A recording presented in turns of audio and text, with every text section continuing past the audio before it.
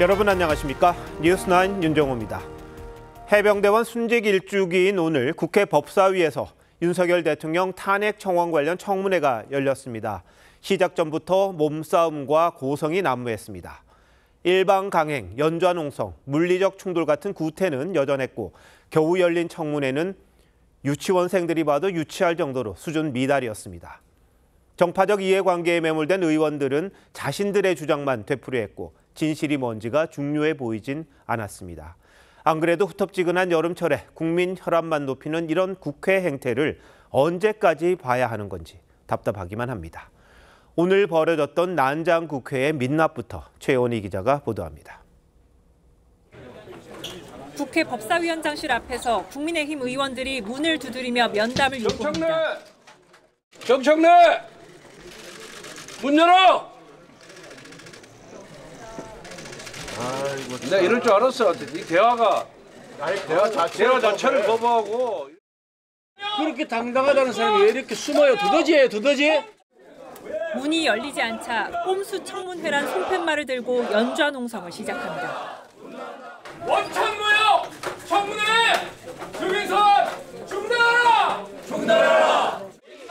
민주당 법사위원인 서영교 의원이 위원장실로 들어가려 하자 실랑이가 벌어집니다. 나경원 의원도 이렇게 했다가 문제가 됐던 거 아니에요? 문 열라 그래요? 청문회 시작 전 정청래 위원장이 나오자 의원과 보좌진, 취재진까지 뒤엉키며 아수라장이 됐습니다. 사고 낸다고! 사퇴! 여당 의원들은 회의장 안까지 들어와 항의를 이어갔습니다. 형사고발 조치 다 하고 싶지 않으면 빨리 떠나세요. 회의장에 입장하는 과정에서 전현희, 박은정 의원 등이 다쳤는데 여당은 자신들도 다쳤다고 맞섰습니다. 몸싸움 과정에서 제 오른쪽 뺨을 누군가가 밟혔어요? 심하게 밟혀가지고 금이강 부러진 건 아닌데. 지금 고동진 의원도 다쳤어요. 아까 법사위원장님 발끝질 났잖아요. 그거 생각 안 하세요? 뭐라고요? 야당 의원들은 국회 선진화법 위반이라며 고발을 검토하겠다고 했고 여당 의원들은 폭력 행위는 전혀 없었다며 허위 주장에 강력 대응하겠다고 반박했습니다. TV조선 최원입니다. 1시간 넘는 대립 끝에 청문회는 열렸지만 별반 다르지 않았습니다. 고성, 삿대질, 신경전이 이어졌고 자신들의 주장만 되풀이했습니다. 민주당은 윤석열 대통령 경로설에 집중해 대통령실 내선 번호 주인을 따져 물었고 국민의힘은 외압을 받았다는 박정훈 대령을 상대로 특정인을 배제하라는 압박은 없지 않았느냐고 캐물었습니다. 이어서 이채림 기자입니다. 민주당은 지난해 7월 31일 당시 조태용 안보실장과 이종섭 국방장관에게 전화를 걸었다는 800에 7070번 번호 발신자가 누군지 캐물었습니다. 누구한테서 온 전화입니까? 그건 말씀드릴 수 없습니다. 말 못하는 자가 범인이에요. 당시 대통령실 법률비서관이던 주진우 의원도 해당 번호로 전화를 받았다며 이해 충돌 문제를 놓고 공방을 벌이기도 했습니다. 증인석에 앉아 있어야 할 사람인데 회피 신청을 하지 않고 여기에 있습니다. 이성영 의원께서는 도이치모터스 사건 직접 수사 지휘하셨죠. 수사 지휘했던 사건과 관련해서 지금 증인 신문하겠다고 하시는 거 아닙니까? 야당 의원들은 이른바 구명 로비 의혹 당사자로 지목된 이종호 씨가 해병 1사단을 방문한 사진을 제시하며 임성근 전 해병대 1사단장과 아는 관계였는지도 추궁했습니다. 훈련 중에 바다 위에 배 안에 있었기 때문에 그런 사항들이 저한테까지 보고되지 않았습니다. 국민의힘은 이첩보를 지시를 어긴 박정훈 대령의 항명이 사건의 본질이라고 주장했습니다. 수사를 어떻게 하고 누구를 구체적으로 넣고 누구를 구체적으로 인지하는 데서 빼고 그런 구체적인 연락을 그런 받은 사실은 없습니다. 다만 박 대령은 사단장을 구체적으로 한정하진 않았지만 관련 혐의자와 죄명을 빼라는 외압을 받았다는 취지로 설명했습니다. TV조선 이채림입니다. 탄핵 청원 청문회는 아직도 진행 중입니다. 앞서 청문회 도중 임성근 전 사단장이 친척인 현직 검사에게 자문한 사실이 드러나 논란이 됐는데 법사위를 취재 중인 장세희 기자 연결해 보도록 하겠습니다. 장 기자, 지금 청문회 상황 알려주시죠. 저녁 식사를 위해 잠시 정회했던 청문회는 현재 오후 8시 반쯤 속개됐습니다. 오전 10시부터 시작됐으니까 정회 시간을 포함해 11시간 넘게 진행되고 있는 건데요. 현재 진행 상황을 감안하면 자정 전까지 청문회가 이어질 걸로 보입니다. 앞서 청문회에선 임성근 전 사단장이 현직 검사인 외사촌 동생과 문자를 주고받은 사실이 확인돼 논란이 됐습니다. 민주당 박균택 의원이 새로 만든 휴대전화를 검증해도 되겠느냐고 요구했는데 임 전 사단장이 이에 대해 자신의 사촌 동생인 현직 검사에게 문자로 조언을 구하는 장면이 언론에 포착된 것입니다. 현직 검사와 그것도 공무원과 이 근무 시간에 그 검사가 이 청문회에 나와 있는 증인과 문자를 주고받는 것이 저는 매우 부적절하다고 생각하기 때문에 친척이라고 얘기하고 있고요. 일단 더더군다나 검사가 뒤에서 무슨 금전적인 이해관계나 다른 이해관계에 있어서 그런 게 아니고. 논란이 계속되자 해당 검사는 임 전 사단장이 휴대전화 확인을 법적으로 어디까지 공개해야 하느냐고 물었고 문자는 안 되고 연락처 명단만 알려줄 것을 조언했다며 문자 전체를 공개했습니다. 오늘 청문회에 출석 요구를 받은 증인과 참고인은 모두 26명이었습니다. 민주당은 이 가운데 불출석한 신원식 국방장관 등 증인 9명에 대해선 국회 증언감정법 위반 혐의로 공수처에 고발하겠다는 방침입니다. 국회에서 TV조선 장세희입니다. 몸싸움까지 벌여가며 가까스로 시작된 오늘 청문회는 22대 국회 수준을 그대로 보여줬다는 말이 나올 정도로 낯뜨거운 장면들이 적지 않았습니다. 정치부 이태희 기자와 청문회 관련된 얘기 더 나눠보도록 하겠습니다. 자, 이 기자, 그동안 국회에서 여러 가지 청문회가 열리긴 했습니다만 이 청원 청문회 처음 들어보는 것 같습니다. 예전에 열린 적이 있습니까? 국회가 국민청원을 이유로 청문회를 연 건 이번이 처음입니다. 국회 국민청원 게시판에 올라온 청원이 5만 명 이상 동의를 받게 되면 소관 상임위에 회부가 됩니다. 이번 22대 국회에선 교제폭력 처벌을 강화해달라는 청원 등 모두 10건이 이 조건을 충족했지만 윤석열 대통령 탄핵 청원에 대해서만 청문회를 열었습니다. 지난번 해병대원 특검법 청문회가 있었죠. 그때는 여당이 불참했었는데 이번엔 왜 참여한 겁니까? 지난 입법청문회 때 야당이 단독으로 열어서 증인 망신 주기를 했기 때문에 이걸 막겠다는 의도로 보입니다. 그러다 보니 여야 의원들의 충돌이 격해졌고 부끄러운 장면도 여러 차례 연출됐습니다. 영상으로 보시죠. 오늘 새벽에 광화문 청계광장 최해병 순직 일찍이 잠깐 발언 중지하세요. 뭘 쳐다봐요? 보지도 못합니까? 그렇게 불만이 많아요? 보지도 못합니까? 보세요 계속. 보고 있을 거예요. 계속 보기만 할 거예요? 그럴 거예요. 말은 안 하고? 네. 오늘 박규택 의원에 대해서는 국회법 145조 2항에 의해서 발언권을 중지합니다. 5분간 계속 때려보는지 안 때려보는지 촬영해 주시기 바랍니다. 아니 좋아서 저는 어떻게 발언권 중지를 해제합니다. 예, 저는 발언권이 중지된 사실도 몰랐습니다. 그렇게 상임위원장이 결정할 수가 없기 때문입니다. 박규택 의원 발언권 중지하세요. 오늘 마이크 끄세요. 마이크 끄세요. 이 밖에도 삿대질과 고성, 조롱 섞인 웃음이 난무했고 임성근 전 사단장을 향해 이등병으로 강등해야 한다는 야당 의원의 조롱도 나왔습니다. 네, 지켜보기가 참 한심할 정도로 부끄럽네요. 오늘 청문회에서 그런데 새로운 의혹이나 이른바 한방 이런 건 있었습니까? 이 내용적인 측면에서 그간 야당이 주장했던 것에서 크게 벗어나진 않았습니다. 그동안 제기했던 의혹을 반복하는 수준에 그쳤는데요. 다만 임 전 사단장이 청문회 도중 친척 관계인 현직 검사와 주고받은 문자에 대해서 오전과 오후에 했던 말이 바뀌면서 야당 공세에 빌미를 줬습니다. 네, 근데 지난번 입법청문회 때 선서를 거부했었는데 오늘은 증인들이 선서를 했고 그리고 자세도 좀 지난번과는 달라졌다 이런 이야기가 나오더라고요. 그렇습니다. 선서 거부로 야권으로부터 고발까지 당했던 이종섭 전 장관은 오늘은 선서하고 당당하게 증언하겠다고 했고 임 전 사단장도 오전에는 선서를 거부했지만 오후 속개 뒤엔 증인 선서를 했습니다. 또 답변 태도나 대응 방식도 지난 특검법 청문회 때와 비교하면 좀 더 적극적으로 바뀐 모습이 눈에 띄었습니다. 네.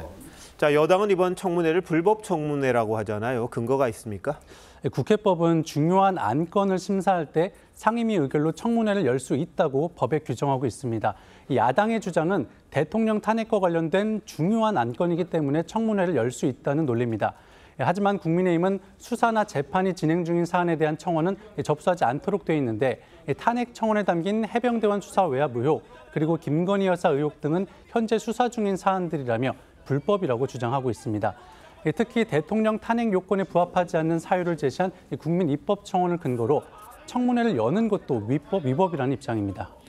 오늘 청문회 보니까 의미 있는 결론 나오긴 좀 힘들어 보이고, 그런데 이게 실제 대통령에 대한 탄핵 소추에 영향을 줄 수 있습니까?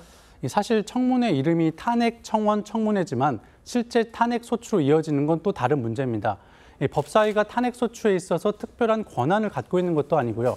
한 명 한 명이 헌법기관인 제적위원회 3분의 2가 동의해야 탄핵 소추안이 국회를 통과하는 건데 결국 해병대원 순직 일주기에 맞춰 탄핵 여론전을 펼치려는 의도라는 게 여권의 시각입니다. 네, 결국 청문회를 하는 게 진실을 밝히자는 걸 텐데 이런 식으로 해서 과연 진실이 밝혀질지 아니면 정쟁의 소재가 될지 우리 국민들이 또 지켜보시는 것 아닌가 싶습니다. 잘 들었습니다.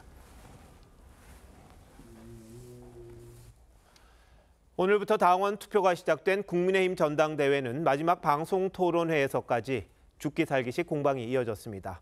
특히 패스트트랙 공소 취소 부탁 공개와 관련해 한동훈 후보와 나경원 후보 간에는 돌이킬 수 없을 정도의 날선 진실 게임이 펼쳐졌습니다. 전당대회 이유를 걱정하는 목소리가 더 커졌습니다. 한송은 기자입니다. 나경원, 원희룡 후보는 한동훈 후보의 패스트트랙 공소 취소 부탁 공개 논란을 집중 공략했습니다. 입 리스크가 우리 당의 가장 큰 신종 위험으로 떠올랐습니다. 고발돼야 됩니까? 기소되어야 됩니까? 한 후보는 당대표로서는 공소 취소를 요구할 수 있지만 나 후보는 당시 당직이 없어 개인 차원의 부탁이었다고 반박했습니다. 당직도 아니셨고요. 개인 차원에서 저한테 부탁하신 거였잖아요. 그게 개인 차원입니까? 예, 저는 개인 그만 아니 제가 제 것만 빼달라 그랬습니까? 한동훈 후보 똑바로 말하세요. 개인 차원이라고요, 제가? 예. 나 후보는 전직 원내대표로서의 부탁이었다며 격양된 반응도 보였습니다. 아니, 제가 27명의 의원들이 기소되었고 그게 아니었습니까? 제 것만 뺄 수 있습니까? 지금 개인 차원의 부탁이요? 개인 차원의 부탁. 당사자가 법무부 장관에게 사건 내용을 공소 취소에다가 요구하는 건 잘못된 겁니다. 저를 모욕하는 것, 아니 똑바로 말씀하세요. 정말 후회하시는 날이 올 거라고 생각합니다. 윤상현 후보는 한 후보가 당시 법적인 판단을 한 것이지만 부적절했다고 지적했습니다. 결국은 이제 사과하셨는데 일단 그것을 공개적으로 얘기한 것은 명백한 잘못입니다. 이틀간 진행되는 모바일 투표 첫날 투표율은 29.98%로 최고 투표율을 기록했던 지난해 3.8 전당대회 첫날보단 4.7%포인트 낮았습니다. TV조선 한송원입니다. 미국 공화당 전당대회가 트럼프 대통령 후보의 수락 연설을 끝으로 막을 내렸습니다. 총격을 당한 이후 처음 대중 앞에 선 트럼프는 무려 93분간 취임사 같은 연설을 했습니다. 모든 미국인의 대통령이 되겠다며 통합을 강조했고 북한 김정은 위원장도 언급했습니다. 먼저 연설 내용을 황정민 기자가 정리했습니다. 공화당 대선 후보가 된 트럼프가 무대에 등장하자 박수와 환호가 쏟아집니다. 유세장 총격 사건 이후 첫 연설에서 트럼프가 가장 먼저 강조한 건 미국 통합이었습니다. The discord and division in our society must be healed. I am running to be president for all of America. 생사의 고비를 넘긴 총격 사건을 회상하면선 눈시울을 붉혔고 희생된 소방관 유품에 입을 맞추고 묵념했습니다. I'm not supposed to be here tonight. Not supposed to be here. 북한 김정은 위원장과의 유대감을 과시하기도 했습니다. 자신이 집권할 땐 북한이 무력 도발을 멈췄다며 바이든 행정부의 외교 안보 정책을 비판한 겁니다. You know, it's nice to get along with somebody who has a lot of nuclear weapons or otherwise. He'd like to see me back too. 93분, 역대 가장 긴 수락 연설을 하는 내내 트럼프는 지치는 기색 없이 건재함을 드러냈습니다. 다만 민주당이 불법 선거를 하고 있다거나 불법 이민은 정신병이란 등의 트럼프식 비방을 고수했다는 혹평도 나왔습니다. 트럼프가 사실과 다른 거짓 주장을 20번 이상 했다고 CNN은 분석했습니다. TV조선 황정민입니다. 보신 것처럼 공화당 전당대회는 완전한 축제였습니다. 유명 가수가 흥을 돋우고 유명인들이 트럼프 후보를 열렬히 지지했습니다. 이미 대권을 거머쥔 듯한 모양새입니다. 두문불출하던 부인 멜라니아 여사는 물론이고 가족들도 총출동했다는데 전당대회 분위기는 김주영 기자가 전합니다. 전당대회 마지막 날 트럼프 전 대통령은 자녀와 손주 등 대가족을 이끌고 입장했습니다. 특히 부인 멜라니아 여사가 눈길을 끌었습니다. 공개 활동을 거의 하지 않아 여러 추측을 낳았는데 20개월 만에 등장입니다. 트럼프 2기 캠프의 핵심인 차남은 찬조 연설자로 나섰고 In a moment that will be remembered as one of the most courageous acts in the history of American politics, you shouted, "Fight! Fight! Fight!" 이전 대선 패배 이후 공식석상에 나타나지 않던 맏딸 이방카 부부도 참석했습니다. 전날엔 17살의 큰손녀의 연설이 큰 화제가 됐습니다. To me, he's just a normal grandpa. He gives us candy and soda when our parents aren't looking. 공화당 전당대회는 거대한 트럼프 팬미팅 행사나 마찬가지였습니다. 프로레슬링 전설 헐크 호건은 총격범이 다음 미국 대통령을 죽이려 했다며 티셔츠를 찢어가며 지지를 호소했습니다. I said, let Trumpomania run wild, brother. Let Trumpomania rule again. 지지자들은 응원 코스튬을 입고 춤을 추고 트럼프의 거즈 패션을 따라했습니다. TV조선 김주영입니다. 반면 민주당은 뒤숭숭합니다. 바이든 대통령의 최대 우군인 펠로시 전 하원 의장과 오바마 전 대통령마저 바이든의 사퇴를 시사했습니다.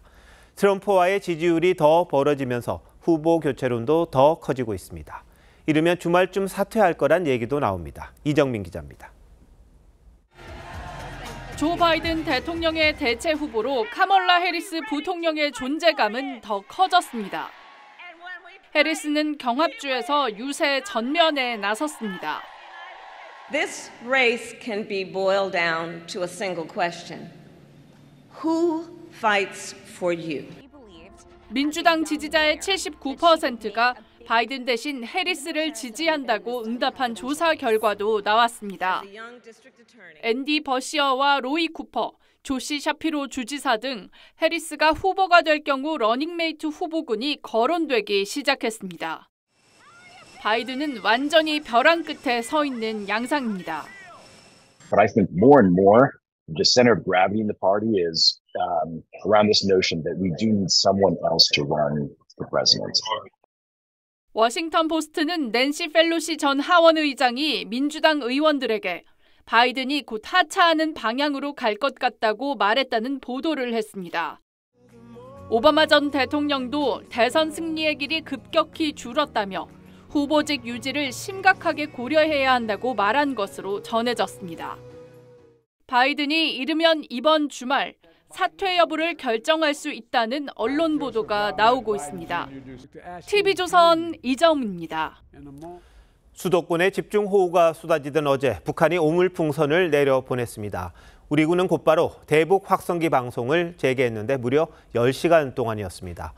오늘부터는 선제적으로 매일 방송을 내보내겠다는 방침도 밝혔습니다.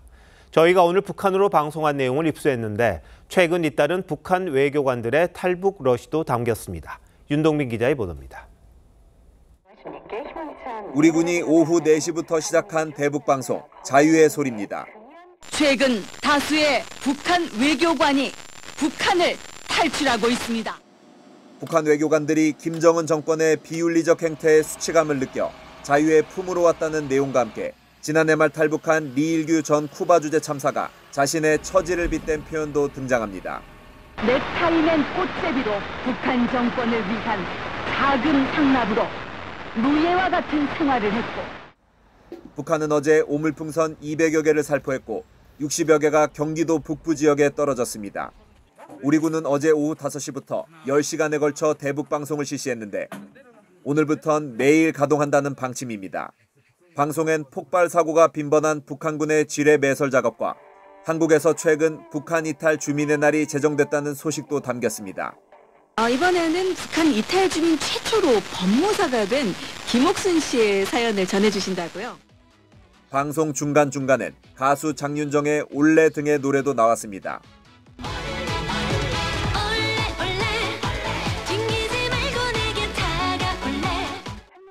군 관계자는 신나지만 가사를 알아듣기 어려운 K-팝 대신 감성 위주 노래로 편성하는 추세라고 전했습니다.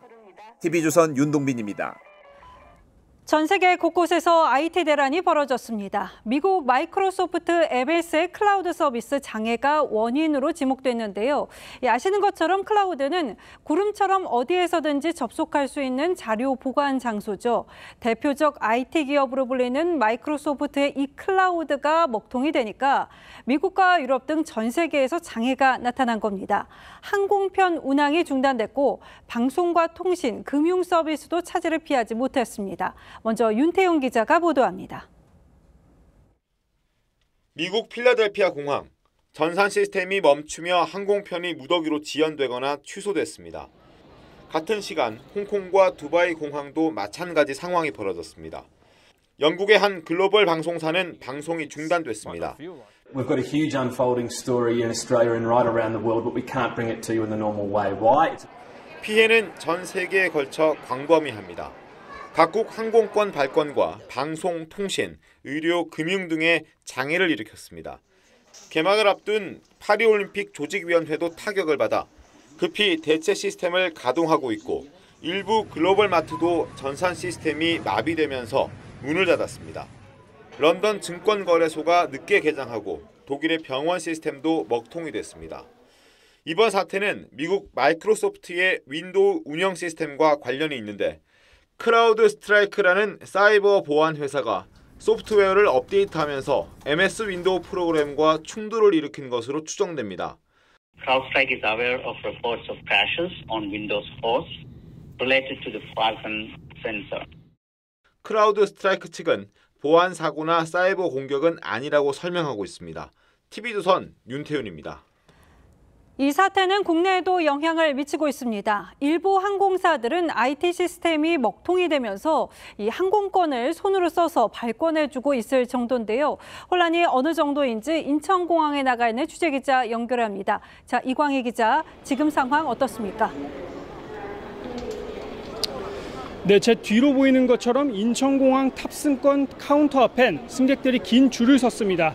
발권 시스템 장애 접수가 시작된 오후 5시 10분쯤부터 항공사 직원들은 탑승권 발급을 수기로 직접 작성하고 있습니다.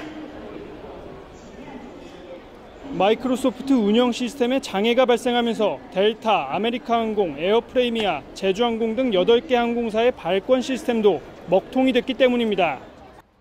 이로 인해 승객들의 탑승 수속도 지연되고 있습니다.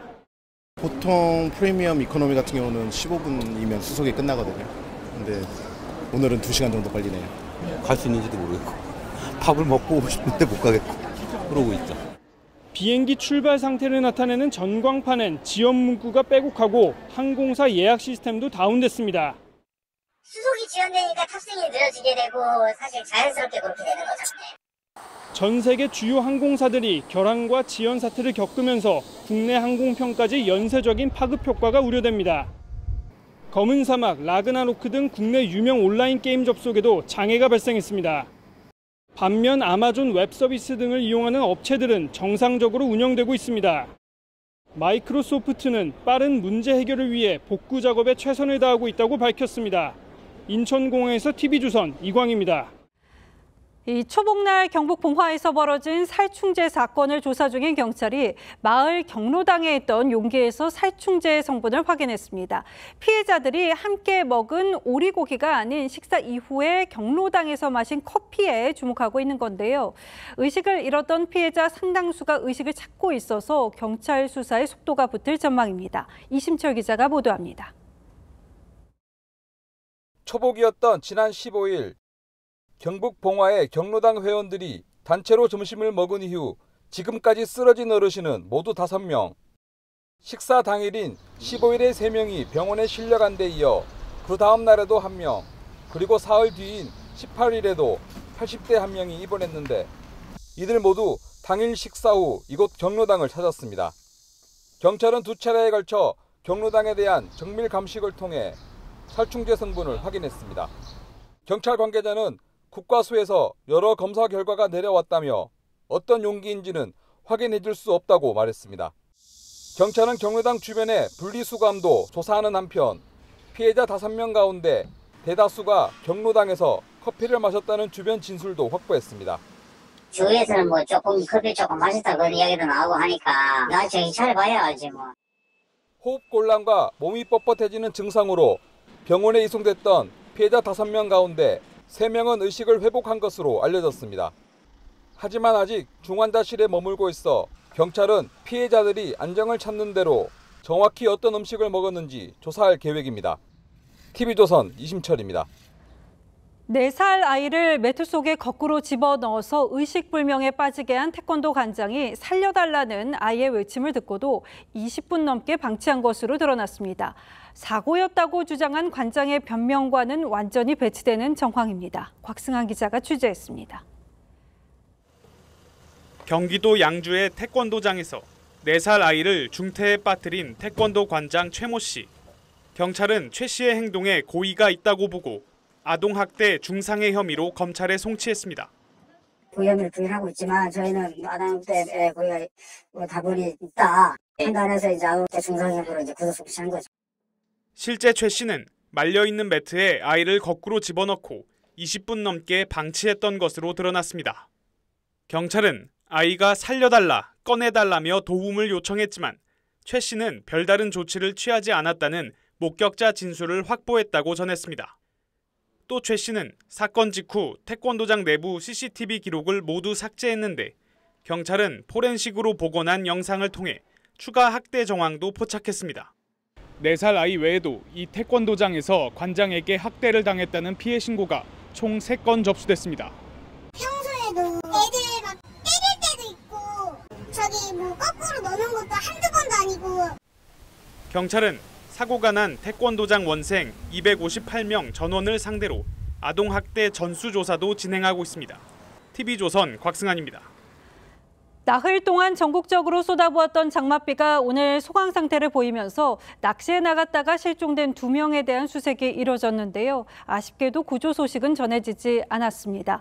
이번 장마는 전국에서 시간당 100mm 이상 폭우만 8번 쏟아지는 등 역대급 기록을 남긴 만큼 피해도 컸습니다. 구재영 기자가 보도합니다.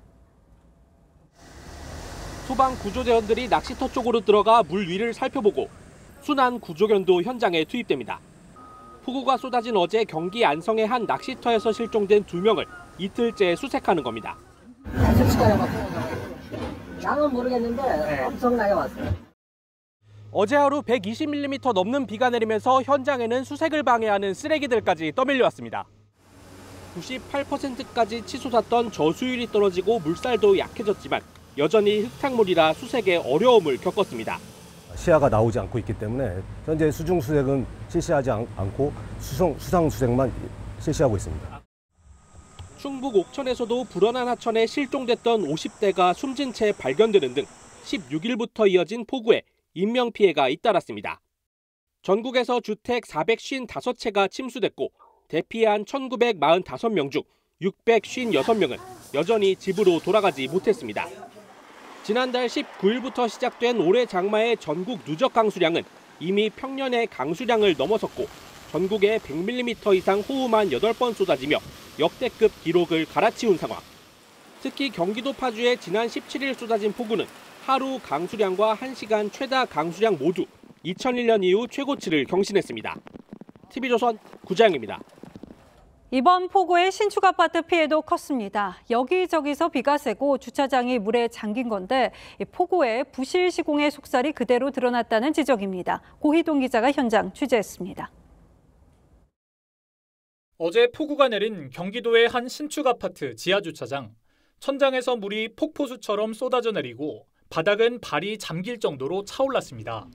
지은 지 1년도 안 됐지만 많은 비가 내리면서 하자가 드러난 겁니다. 100단을 가버리니까 다 잊어버려요. 배수가 안 되니까. 지금은 물이 다 빠졌지만 여전히 주차장엔 낙수 주의 표지판과 함께 곳곳에 잔해가 남아 있습니다. 부실 공사를 좀 하는 것 같긴 해. 아무리 비가 많이 왔더라 해도 그 부분은 시공사에서 좀 문제가 있다고 보기는 해요. 서울 강동구의 한 신축 아파트도 지하 주차장과 상가 앞이 물바다가 됐습니다. 주민들은 배수 공사가 제대로 되지 않았다며 분통을 터뜨립니다. 정부의 배수 시설을 했어도 그 정도의 배수를 수월을 못 했던 거죠. 쏟아져 버렸으니까. 제가 보수를 했는데도 아직 좀 부실된 게 있고 그러긴 해요. 대형 건설사 3곳이 지었지만 책임을 묻기도 쉽지 않습니다. 개인이 시공사를 상대로 책임 소재를 가리기는 쉽지 않습니다. 지을 때부터 잘 짓고 관리도 잘해야 하는데 여전히 문제가 발생하는 곳이 많습니다. 쏟아진 폭우로 부실 시공의 민낯이 그대로 드러나면서 아파트 입주민들의 불안감과 분노가 커지고 있습니다. TV조선 고희동입니다. 이제 장마가 다 지나간 건가 싶으시겠지만 아직 안심하긴 이릅니다. 이번 주말 중부지방에 최고 150mm 폭우가 전망됐는데요. 이번에도 비는 밤사이 집중될 것으로 보이는 만큼 계신 곳에서 한 번 더 주의하셔야겠습니다. 이렇게 또 한 번 더 폭우가 우려되는 상황입니다만 수재민들은 복구 작업에 비짓땀을 흘렸습니다. 신유만 기자가 다녀왔습니다. 흙탕물에 잠겼던 공장 내부를 직원들이 쓸고 닦습니다. 쓸 수 있는 물건을 하나라도 더 골라내고 싶지만 마음만큼 쉽지 않습니다. 쓸만한 건 찾기가 힘들 정도죠. 당연히 흙 같은 것들이 있으니까 그런 것들을 물로 쓸어내고 버릴 건 버리고. 공장 앞엔 못 쓰게 된 자재와 집기류가 산더미처럼 쌓였고 인근에 침수됐던 차량 내부는 흙범벅이 됐습니다. 순식간에 물이 들어찬 충남 재래시장 상인들은 연신 물을 뿌리며 바닥에 쌓인 흙탕물을 닦아냅니다. 하지만 폭우 피해 흔적을 닦아내기엔 역부족입니다. 치우는 과정이라 피해는 이제 저희가 감안을 해야죠. 워낙 피해가 커 복구 작업을 시작조차 못한 곳도 있습니다. 계속된 비에 옹벽이 붕괴됐던 곳인데요. 현장은 여전히 복구되지 않은 채 피해 음식점에서 쓰던 간이 화장실은 쓰러져 있습니다. 산사태 피해를 입은 경기도 양주 피해 식당 주인은 언제 또 비가 내릴까 걱정입니다. 2차 사고가 날 확률이 상당히 높으니까 정말 걱정되죠. 비가 다시 온다 하니까 복구가 빨리 되지도 않고. 기상청은 주말 동안 경기 남부와 충청에 최대 150mm, 서울에도 최대 120mm의 비가 내릴 것으로 전망했습니다. TV조선 신유만입니다. 홍명보 축구대표팀 감독 선임 과정과 절차를 두고 비판 여론이 끊이지 않고 있죠. 이와 관련해서 문화체육관광부가 감사에 들어갑니다. 축구협회는 독립성과 자율성을 강조하는 피파의 정관 등을 앞세우면서도 이 감사에 성실히 임하겠다는 입장입니다. 이다솜 기자입니다. 홍명보 감독 선임 후 10일이 넘는 시간이 흘렀지만 후폭풍은 가라앉지 않고 있는 상황. 결국 주무부처인 문체부가 축구협회에 대한 감사를 진행합니다. 많은 분들이 또 축구협회 관련해서 관심이 있으신데요. 절차상에 또 시행되는 이제 감사를 통해서 앞서 문체부는 축구협회가 대표팀 감독 선임으로 논란을 일으키자 이에 대한 조사에 돌입했는데 조사 결과 문제 소지가 있다고 판단했다며 감사 이유를 밝혔습니다. 문체부는 자료 조사를 마치는 대로 축구협회를 방문해 관련 서류 등을 검토할 예정입니다. 다만 정치권으로부터의 독립을 규정한 피파의 정관에 따라 정부의 개입 시 월드컵 출전권을 박탈당할 수 있다는 일부의 우려 섞인 시선에 대해선 확실하게 선을 그었습니다. 단체를 어떻게 해제하고 이런 목적이 아니라 궁금해하시는 것들에 대한 거기 때문에 그 이상으로 염려하실 필요는 없을 거라고 생각합니다. 축구협회는 문체부의 협조 요청이 오면 성실히 임하겠다는 입장을 밝혔습니다. TV조선 이다솜입니다. 앞서 보신 대로 임성근 구명 로비 의혹을 둘러싼 정치권 공방이 뜨겁습니다. 의혹을 제기해온 박정훈 전 수사단장 측은 이 대통령실과 가까운 해병대 출신 인사들이 임성근 구학에 나섰다고 주장해 왔는데요. 임 전 사단장의 당시 통화 내역에서는 예상과 달리 양측 간의 전화나 문자를 주고받은 적은 없는 걸로 나왔습니다. 황병준 기자의 보도입니다.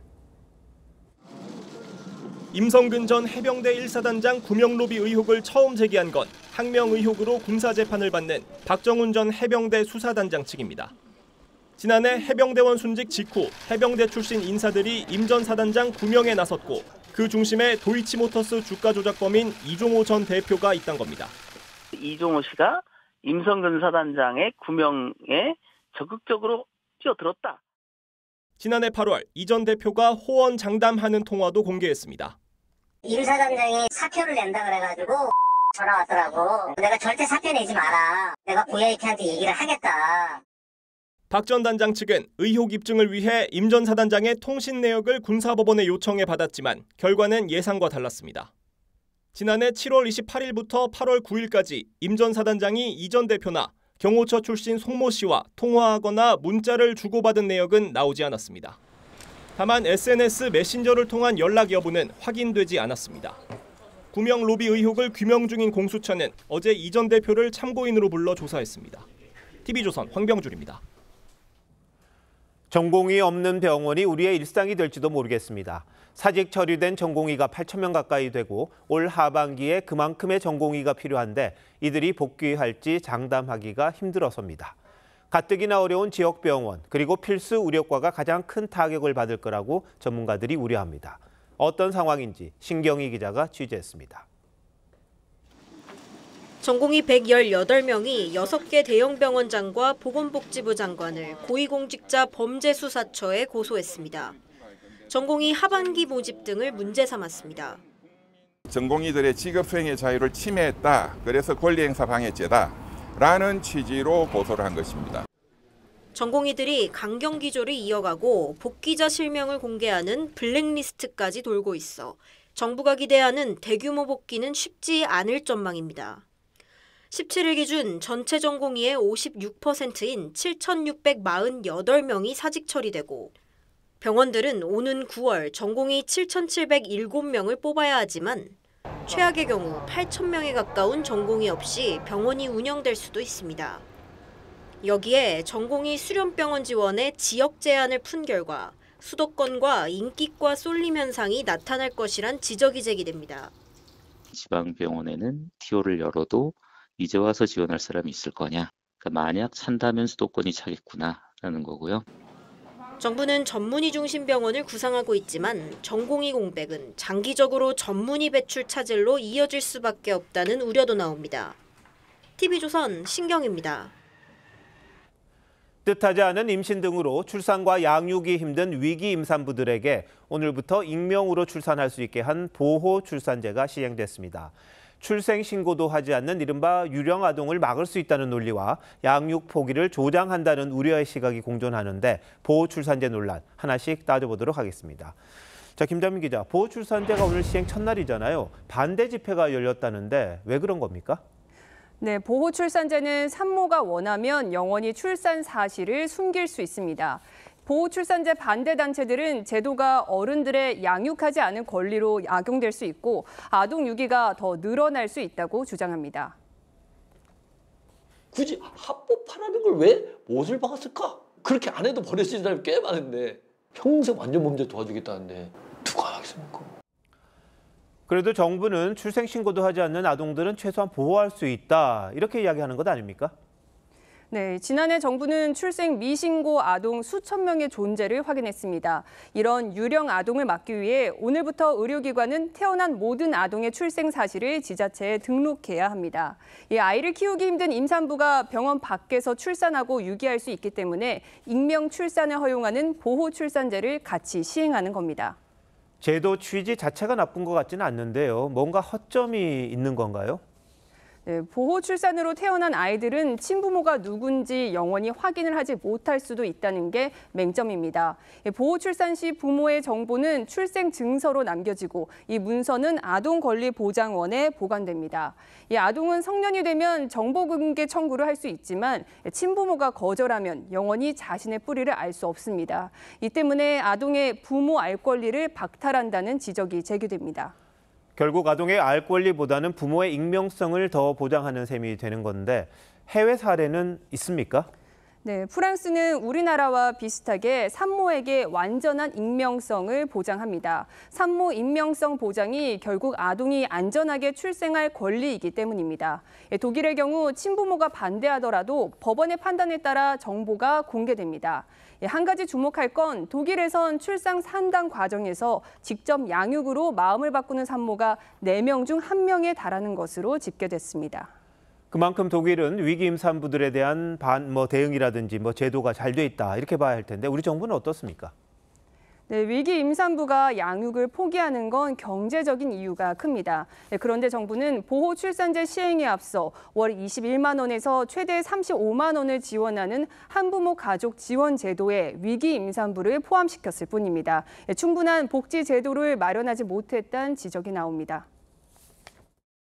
단순히 위로하고 격려하고 독려하는 그런 빈손 상담이 아니라 우리가 경제적으로도 지원할 것이지만 곁에 있을 것이다. 어떤 자신감을 불어넣어줄 만한 그러한 지원 제도가 마련되어야지만 보호출산제 본래의 입법 목적을 달성할 수 있습니다. 이 제도가 위기의 아이들을 구하자 이런 목적이잖아요. 그리고 저출산 시대에 많은 아이들이 자랄 수 있도록 정부가 좀 더 적극적으로 지원해야겠다 이런 생각이 좀 드네요. 김자민 기자 잘 들었습니다.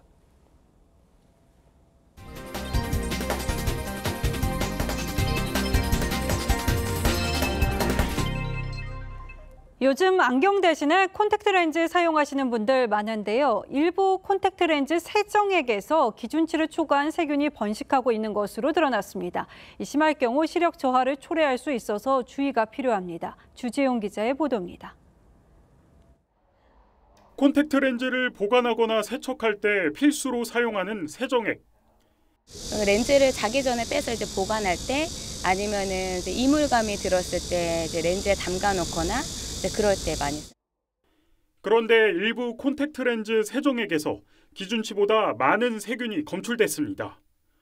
한국소비자원이 시중에 유통 중인 11개 제품을 검사한 결과 4개 제품에서 호기성 미생물, 다시 말해 눈에 해를 입힐 수 있는 세균이 다량으로 검출된 겁니다. 콘택트 렌즈 세정액 중 미생물 기준을 초과한 제품이 있어 주의가 필요한 것으로 나타났습니다. 다만 소비자원은 문제가 된 제품에서 얼마나 많은 세균이 나왔는지는 밝히지 않았습니다. 4개 업체는 소비자원의 시정 권고에 따라 판매 중지와 환불 절차에 들어갔습니다. 세균에 노출된 세정액을 장기간 사용할 경우 각막염과 결막염은 물론이고 심할 경우 시력 저하를 초래할 수 있습니다. 미생물이 안구 표면에서 각막 속으로 침투를 하게 된다면 아주 뚜렷한 감염성 각막염이 발생할 수 있는 여지가 있고 발견이 늦게 될 때는 시력이 저하가 될 수도 있고. 소비자원은 세정한 렌즈를 착용했을 때 충혈 등 부작용이 나타난다면 사용을 즉시 멈춰야 한다고 당부했습니다. TV조선 주재용입니다. 북한의 소형 고속정 침투를 저지하기 위해 국내 기술로 만든 유도 로켓 비공이 미국 국방부가 주관하는 시험 평가를 통과했습니다. 국산 유도 무기의 첫 미국 수출이 가시권에 들어왔다는 평가가 나옵니다. 차정승 기자입니다. 해상으로 침투하는 가상의 적 함정이 로켓을 맞아 산산조각납니다. 세계 최대 다국적 해상 훈련인 림팩을 계기로 미국 국방부가 주관한 해외 비교 시험에서 70mm 유도 로켓 B궁은 6발 모두 표적에 명중했고 마지막 한 발로는 표적선을 침몰시키면서 합격점을 받았습니다. 국내 기술로 개발된 B궁은 작고 날렵한 비수가 활처럼 난다는 이름에 걸맞게 사거리 5에서 8km까지 정밀 유도 타격이 가능합니다. 이번 시험평가는 미국 요구에 맞춰 무인 수상정에서 실시됐는데 중국 함대의 대만 침공을 무인 수상함과 무인 잠수함 등으로 저지하려는 미국의 무인 지옥도 전략을 염두에 둔 거란 해석이 나옵니다. 유도 로켓 이런 걸 실으면은 해외 전방에서 항모에 피해를 안 주고 적함을 격침시킬 수 있는 거죠. 그러니까 지금 그런 무기가 가장 필요한 시기다. 미국 전략과 연계된 성능을 인정받은 만큼 국산 유도 무기의 첫 미국 수출에도 청신호가 켜졌다는 평가가 나옵니다. TV조선 차정승입니다. 다큐멘터리 영화 건국전쟁을 계기로 이승만 전 대통령에 대한 재평가 목소리가 나오고 있죠. 오늘 서거 59주기를 맞아 여러 단체들이 모여 추모식을 진행했는데 광화문 동상과 기념관을 건립하기 위한 움직임도 본격화하고 있습니다. 홍현주 기자입니다. 국립서울현충원 태극기 아래 큼지막한 이승만 초대 대통령의 사진이 놓였습니다. 서거 59주기를 맞아 유가족과 정관계 인사 500여 명이 한자리에 모인 가운데 강정의 보훈부 장관은 이 전 대통령의 업적을 정당하게 평가받고 예우받을 수 있게 하겠다고 약속했습니다. 오직 조국의 앞날과 국민의 안위만을 걱정하셨던 이승만 대통령님의 현충원 묘소 앞에도 참배를 기다리는 시민들의 줄이 길게 늘어섰습니다. 100만 관객을 넘어선 영화 건국전쟁의 흥행을 계기로 독립운동과 한미동맹이란 업적을 다시 평가해야 한다는 목소리가 이어지고 있습니다. 자유진영과 공산진영의 대결에서 자유진영으로 저울추가 기울도록 한 세계사적 업적을 남기셨습니다. 광화문 광장에 동상을 세우거나 기념관을 건립하는 움직임도 속도를 내고 있습니다.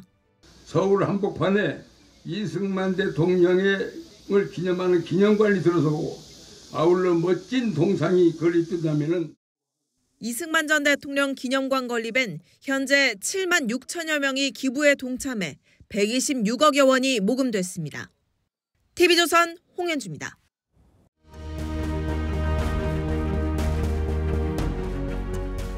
소년 이청준이 도회지 중학교로 유학 가기 전날 어머니와 집 앞 갯벌로 나갔습니다. 홀어머니는 가난했지만 아들을 맡아줄 친척집에 빈손으로 보낼 순 없었습니다. 모자는 한나절 개를 잡았습니다. 이튿날 소년이 친척집에 도착하자 상에서 고약한 냄새를 풍겼습니다. 친척 누님이 코를 막고 개 자루를 쓰레기통에 버렸습니다. 함께 버려진 어머니의 정한은 이청준 문학의 씨앗이 됐습니다. 내 소설의 기둥은 어머니라고 했습니다. 어머니 몸에선 생선 비린내가 났다. 등록금 봉투에서도 났다. 선생님 책상 위에 봉투를 올려놓고 얼굴이 빨개져서 돌아왔다. 어릴 적 시인은 생선장수 어머니가 창피했습니다. 하지만 어머니는 용케 등록금을 맞춰주셨습니다. 자식 공부만은 포기하지 않았습니다. 어머니의 갯비린내는 6남매 평생의 힘이었습니다. 배우 요성 씨의 둘째 형 유상임 서울대 교수가 과기부 장관에 지명됐습니다. 셋째 형은 유상범 국민의힘 의원이죠. 어머니의 자식 농사가 여간 풍년이 아닙니다. 어머니는 영월 깊은 산골에 시집와 농사 지으며 5남매를 낳았습니다.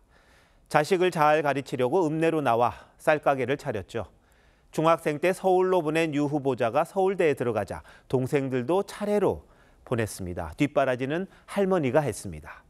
어머니는 매주 밤기차를 타고 와 챙겨줬다고 합니다. 유 후보자는 미국 박사가 돼 교수로 돌아왔습니다. 서울대 법대를 나온 유 의원은 검사장까지 지냈습니다. 유호성 씨는 한양대 연극영화과에 진학해 배우의 길을 갔습니다. 형들이 워낙 잘해서 열심히 해도 티가 안 났다. 이렇게 말했죠. 하지만 이름은 제일 먼저 날렸습니다. 교육은 자식이 타고 오르는 사다리였습니다. 가난에 무릎 꿇지 않고 일어서는 탈출구였습니다. 못 배운 한이라는 말도 낯설어진 시대. 누군가는 개천에서 붕어, 개구리, 가재로 살게 하자고 했습니다. 사다리가 끊긴 사회는 고인물입니다. 산골 삼형제 농사의 풍요로운 결실을 보며 마음이 푸근해집니다. 우리네 부모님들의 희생과 헌신이 그리움으로 다가옵니다. 7월 19일 앵커 칼럼 오늘 영월 삼형제와 어머니였습니다.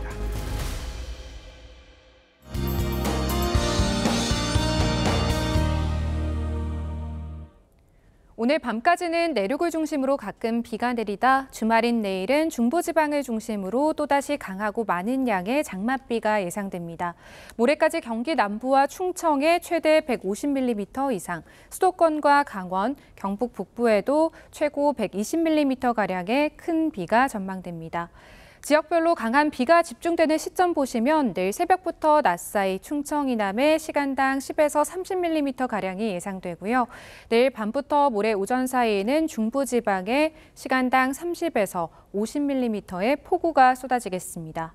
강원 동해안과 영남, 제주도에는 폭염특보가 내려져 있습니다.